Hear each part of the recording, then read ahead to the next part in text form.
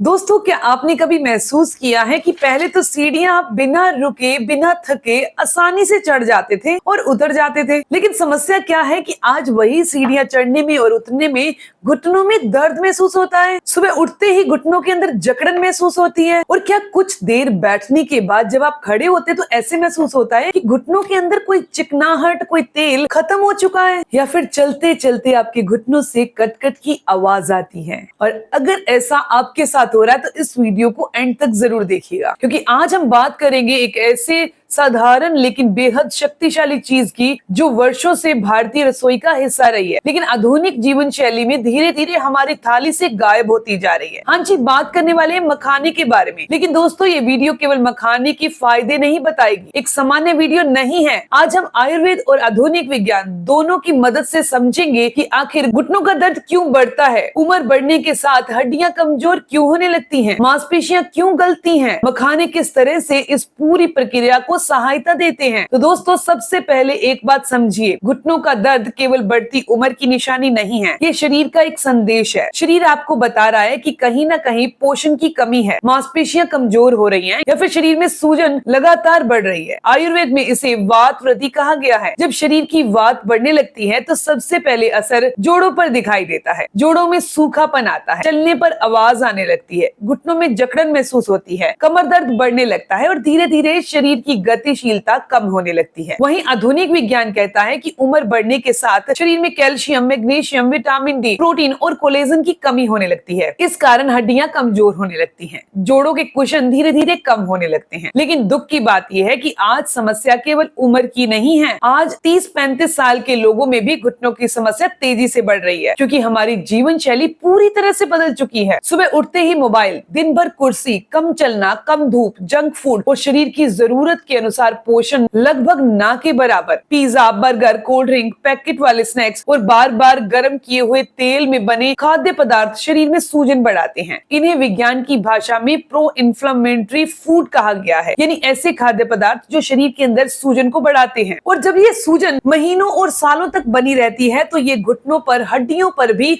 दिखाई देने लगती है। अब यहाँ सवाल उठता है कि क्या केवल दर्द की गोली खाकर समस्या कम हो जाएगी? बल्कि नहीं, दर्द की गोली कुछ घंटों के लिए दर्द को दबा सकती है, लेकिन कमजोर होती हड्डियों को मजबूत नहीं बना सकती, घिसते हुए जोड़ों को वापस नहीं बना सकती, कमजोर मांसपेशियों को ताकत नहीं दे सकती। इसीलिए शरीर को भीतर से पोषण देना जरूरी है, और यही कारण है कि आज हम मखाने की बात कर रहे हैं। दोस्तों, मखाने केवल एक स्नैक्स नहीं है, आयुर्वेद में इसे मक्खन कहा गया है। इसे बल्य अर्थात शरीर को बल देने वाला भोजन कहा गया है। ये वात और पित्त को संतुलित करने में सहायता देता है। वहीं आधुनिक विज्ञान के अनुसार मखाने में कैल्शियम, फास्फोरस, मैग्नीशियम, पोटेशियम और एंटीऑक्सीडेंट पाए जाते हैं। कैल्शियम हड्डियों के लिए आवश्यक है, मैग्नीशियम मांसपेशियों को रिलैक्स रखता है, फास्फोरस हड्डियों की मजबूती के लिए महत्वपूर्ण है, एंटीऑक्सीडेंट शरीर में ऑक्सीडेटिव स्ट्रेस को कम करने में सहायता करते हैं, और सबसे अच्छी बात, मखाना हल्का होता है, आसानी से पचता है, बढ़ती उम्र के लोगों के लिए एक अच्छा विकल्प माना जाता है। लेकिन दोस्तों,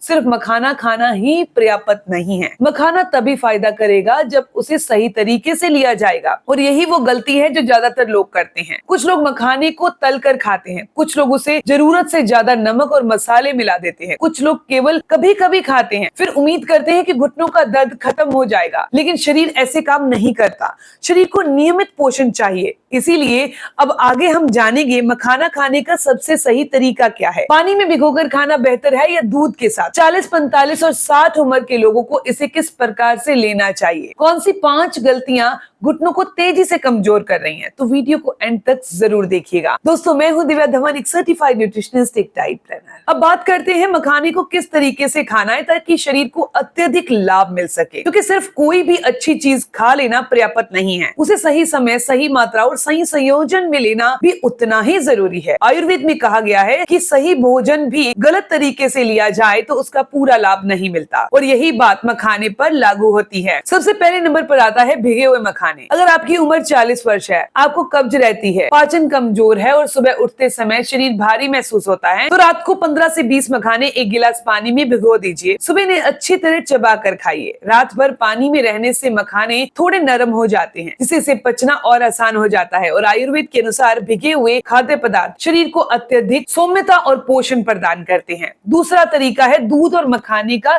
शक्तिशाली संयोजन। अगर आपकी उम्र 50 वर्ष से ऊपर है, घुटनों में दर्द रहता है, कमर में कमजोरी आ चुकी है, शरीर में बार बार थकावट आती है, तो ये तरीका आपके लिए ज्यादा उपयोगी है। रात को 1 गिलास गुनगुने दूध में 15 से 20 मखाने डाल दीजिए और सुबह इन्हें खा लीजिए और ऊपर से दूध भी पी लीजिए। दूध के अंदर मौजूद कैल्शियम और प्रोटीन और मखानों के अंदर मौजूद मैग्नीशियम, फास्फोरस और मिनरल, ये चीजें मिलकर शरीर को अत्यधिक पोषण देती हैं। अगर आप इस मिश्रण को और अधिक शक्तिशाली बनाना चाहते हैं तो इसमें कुछ चीजें और जोड़ सकते हैं, जैसे कि 15 मखाने, 5 बादाम, 2 अखरोट, 1 चम्मच अलसी पाउडर, 1 चुटकी इलायची पाउडर, 1 से 2 टुकड़े केसर के धागे के। इन सभी को दूध के साथ लें। ये मिश्रण शरीर में protein, calcium, healthy fat, omega 3 और एंटीऑक्सीडेंट प्रदान करता है। विशेष रूप से 50 प्लस और 60 प्लस उम्र वालों के लिए ये एक शक्तिशाली पोषण बन जाता है। और अगर आप इसे 7 दिन लगातार ले लेते हैं तो क्या फायदे होने वाले हैं। शरीर कोई मशीन नहीं है, आज कुछ खाया और कल परिणाम मिल गया। लेकिन अगर आप नियमित रूप से मखाने का सेवन करते हैं, पर्याप्त पानी पीते हैं, हल्की वॉक करते हैं, तो 7 दिन में कुछ बदलाव महसूस होंगे। जैसे कि सुबह उठने पर कम भारीपन महसूस होगा, पेट हल्का महसूस होगा, दिन भर थोड़ी अधिक ऊर्जा रहेगी, अकड़न में कमी आने लगेगी और नींद की गुणवत्ता भी बढ़ जाएगी। लेकिन एक चीज मैं आपको विशेष तौर पर कहना चाहती हूँ कि अगर कोई व्यक्ति रोजाना